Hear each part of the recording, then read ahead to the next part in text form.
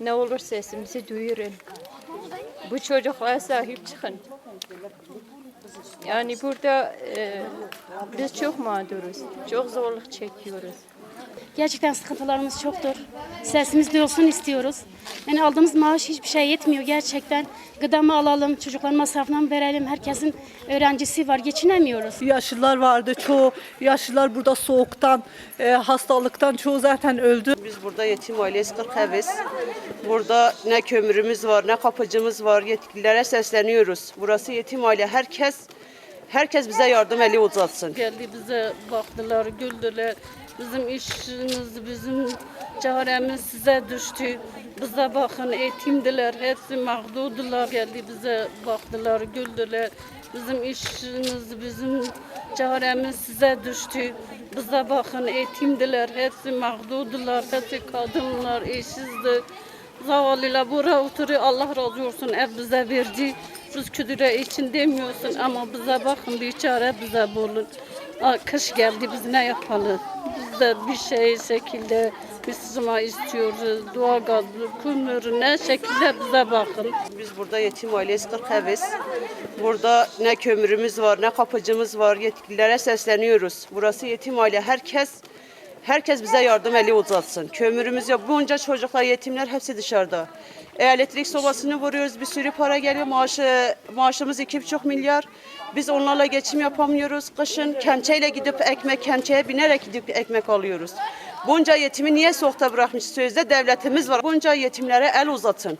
Yani burada hiçbir güvencemiz yok. 40 aileyiz, kadınlarız, hiçbir şey yapamıyoruz.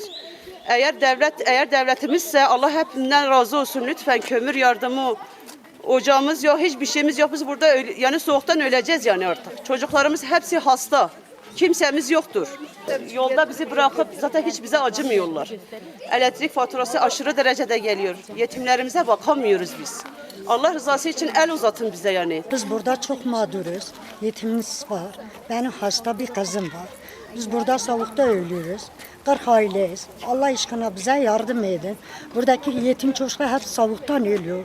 Diken yok, sevresi yok, doğalgaz yok, kömür yok. Bize el atın. Biz devlete ismiyoruz. Önce Allah, sonra devlete. Bize yardım edin. Ne olur? Çocuklar hep soğuktan ölüyor. Elimize bir şey gelmiyor. Benim kızım hastadır, sırtıma veriyorum, durağa kadar götürüp getiriyorum, ben ölüyorum. Dizlerim tutmuyor. Ben de hastayım, bir de hastayım. Dizlerim hastadır, kirişlemedir. Mağduruz, perişanız. Allah aşkına bize yardım edin. Aslında biz 60 aileyiz. 40 aile diyoruz ama 60 aileyiz. Kimisi evlerini bırakıp gitmişler. Biz burada çok zorluklarla yaşıyoruz. Yol ulaşımız yok. Abi kışın köpekler çıkıyor karşımıza. Bir marketimiz yok, sağlık ocağımız yok. Yani ısıtıcımız yok, doğalgaz yok, kömür yok, odun yok, kapıcımız yok.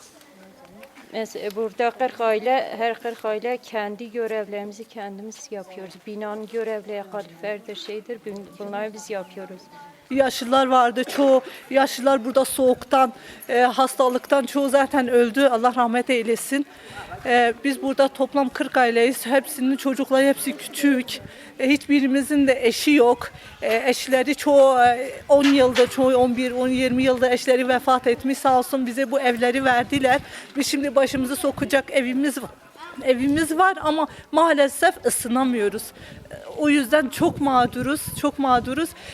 Bize buranın evi verdikten sonra tapu yok. Tapu vereceğiz ya, henüz tapumuz da yok. Biz hangi kapıya gidiyoruz, devlet kurumlarına gidiyoruz. Hepsi de kısıtlı.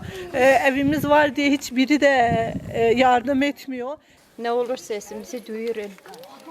Bu çocuklara sahip çıkın. Yani burada biz çok mağduruz. Çok zorluk çekiyoruz. Benim çocuğum kalp hastalığı. Her 6 ayda bir ben hastaneye götürüyorum.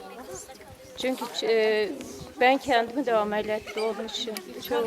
Yani kışın çok zorluk çekiyoruz. Ne olur bir yardım eli uzatın bize. Biz de insan gibi yaşamak istiyoruz. Bu bizim de hakkımız. Gerçekten sıkıntılarımız çoktur. Sesimiz duyulsun istiyoruz. Yani aldığımız maaş hiçbir şey yetmiyor gerçekten. Gıda mı alalım, çocukların masrafına mı verelim? Herkesin öğrencisi var, geçinemiyoruz. Bunun üstüne bir de soğuk gelince üstüne daha çok geçinemiyoruz. Çok soğuk. Hastalar var, çoluk çocuk. Kışın gerçekten çok zor durumdayız. Ne olur sesimiz duyulsun. Yani bu kadar mağduriyet, yani bizde de yazık gerçekten. Çoluk çocuk, yaşlılar var. Ne olur sesimizi duysunlar, bize bir çare bulsunlar. Geçinemiyoruz gerçekten. Kışın soğuk, yakıt derdi, kömür derdi. Doğal gaz da istiyoruz. Kapıcımız yok, bekçimiz yok, can güvenliğimiz yok. Yani bu da başına gerçekten çok soğuk.